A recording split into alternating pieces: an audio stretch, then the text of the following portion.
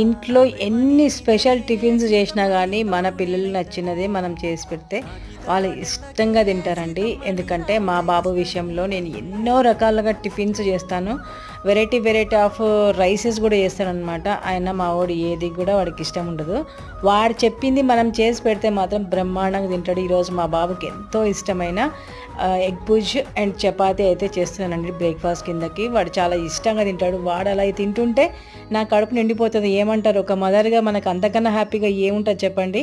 నేనైతే ఈరోజు ఎగ్ బుర్జీ అయితే చేస్తున్నాను. ఫస్ట్ అయితే బాండి పెట్టుకొని ఉల్లిగడ్డలు, పచ్చిమిరపకాయలు 2 కట్ చేసుకొని అవి 2 కూడా నూనెలో వేసి కొంచెం ఫ్రై అయిన తర్వాత దాంట్లో కరివేపాకు వేసుకొని, అల్లం వెల్లుల్లి పేస్ట్ వేసుకొని, ఉప్పు, కారం, పసుపు కూడా వేసేసుకొని అవి మంచిగా మగ్గిన తర్వాత గుడ్లు కొట్టుకొని దాంట్లో ధనియాల పొడి, జీలకర్ర పొడి, గరం మసాలా, చికెన్ మసాలా ఇవన్నీ కూడా వేసుకొని కొంచెం ఫ్రై చేసుకొని పక్కన పెట్టేసుకుంటే మనకెంతో టేస్టీగా ఉండే ఎగ్ బుర్జీ అయితే రెడీ అయితది.